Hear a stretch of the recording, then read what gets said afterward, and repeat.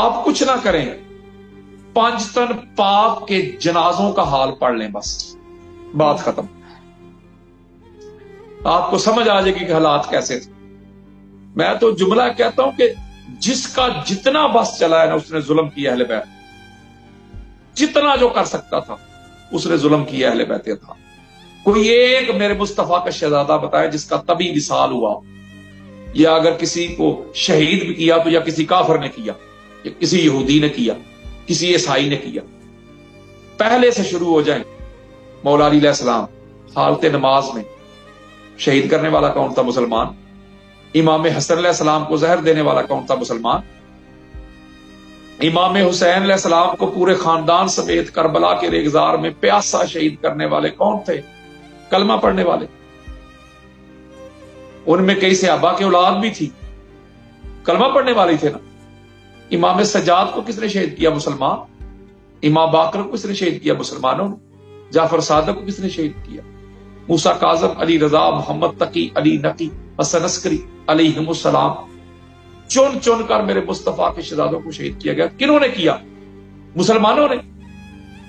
تو مسلمانوں کو کوئی نہ کوئی پرابلم تو تھی نا، حالانکہ حضور تو جاتے وقت یہ کہہ کے گئے تھے اذکرکم اللہ فی اہل بیتی، لوگوں میں جا رہا ہوں، میری اہل بیت کے بارے میں اللہ کا حیا کرنا۔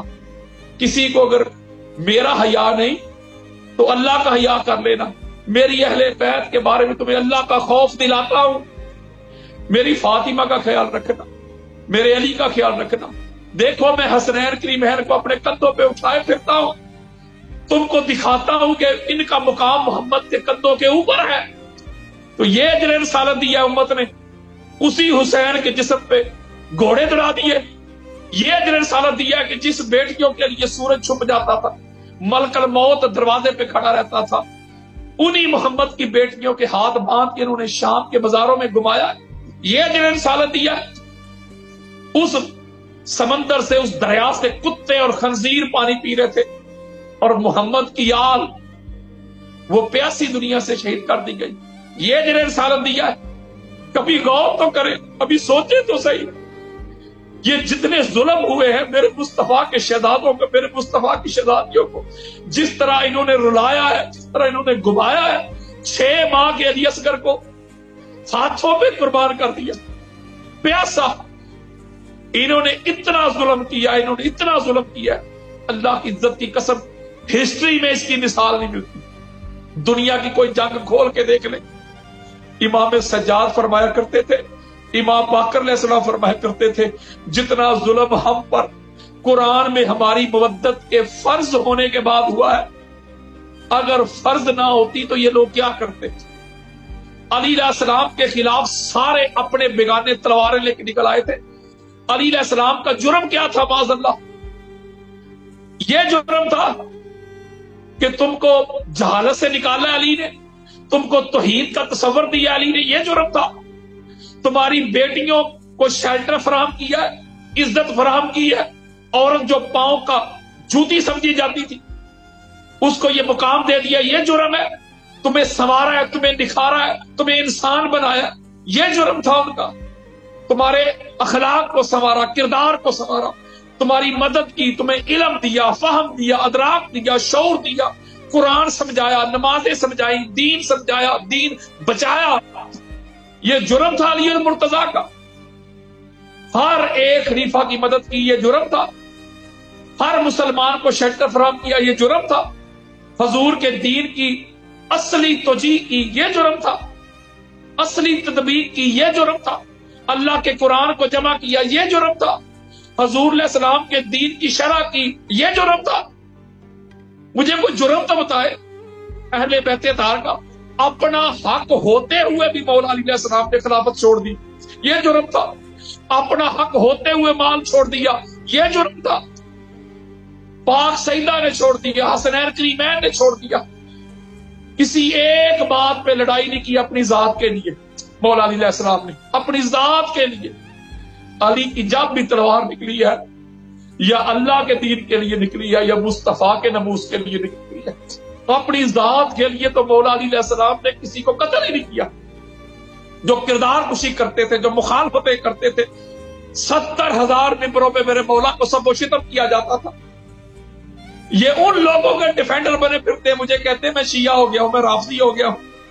لعنت ہے تمہاری ایسی سنیت پہ جس سنیت میں مولا علی علیہ السلام کے دشمنوں کو تم شیلٹر فراہم کرو. میرے آقا نے فرمایا تھا، ام المومنین حضرت ام سلمہ روایت کرتی ہیں، من سبا علی فقد سبانی. میرے آقا نے فرمایا جس نے علی کو سب کیا، جس نے علی کو گالی دی، اس نے محمد کو گالی دی. مجھے بتائیں محمد کو گالی دینے والے رضی اللہ ہوتے ہیں کہ لعنت اللہ ہوتے ہیں؟ میرے آقا نے فرمایا علی کو گالی دینا محمد کو گالی دینے کے مترادف ہے. علی کی نافرمانی محمد کی نافرمانی ہے، علی کی معصیت محمد کی معصیت ہے، علی کی اطاعت محمد کی اطاعت ہے، علی کی اتباع محمد کی اتباع ہے. ان کو لگتا ہے کہ یہ علی کے سامنے آ گئے تھے، ان کو لگتا ہے کہ یہ مولا حسن کے دشمن بن گئے تھے. کسی شاعر نے لکھا ہے کہ اکبر کی طرف نشانہ کھینچنے والے، تجھے نشانے پہ محمد نظر نہیں آیا؟ ان کو نظر نہیں آیا کہ یہ وہ کون ہستیاں تھی، ان کا مقام اور مرتبہ کیا ہے؟ یہ دنیا دار لوگ تھے، یہ اپنے اپنے حسد میں بغض میں جلنے پڑنے والے لوگ تھے. انہوں نے کیا ہی کچھ نہیں ساری زندگی.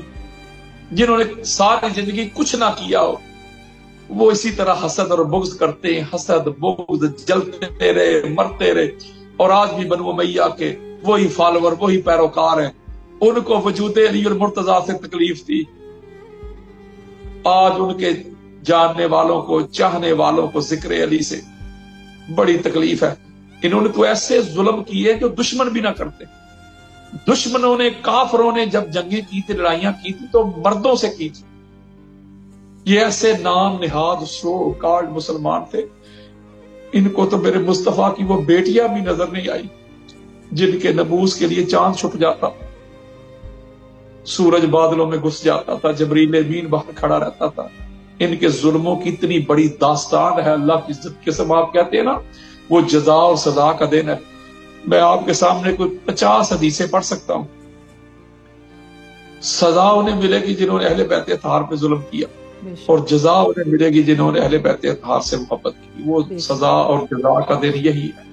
بے شک بے شک قیامت وفا ہونے والی ہے. جو اس گھر کے منگتے ہوں گے وہ تو بلا حساب و کتاب سیدھے جائیں گے.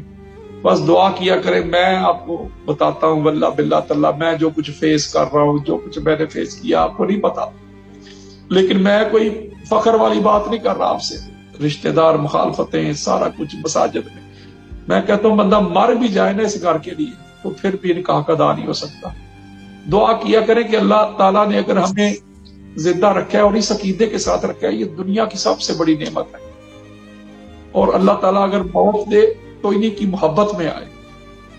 بے شک میں کوشش کروں گا انشاءاللہ پھر کبھی آپ سے بات کریں گے. اب پادری صاحب، اس دنیا نے سادات کے ساتھ جو کیا، تو سادات کے ماننے والوں کے ساتھ یہ دنیا کیا اچھا سلوک کر سکتی ہے. اور مسجد کوفہ میں ضربت مولا کائنات ہوتی ہے، تو اسی کا ایک دوسرا پہلو میدان کربلا میں وہ سہ شعبہ تیر ہے جو ننھے علی اصغر کی گردن پہ لگتا ہے. تمام امت مسلمہ کو شہادت امیر المومنین پہ بہت تعزیت پیش کرتے ہیں، اور بالخصوص حیدر ٹی وی اور علامہ یاسین قادری کی طرف سے امام زمانہ کے بارگاہ میں ہم تعزیت پیش کرتے ہیں.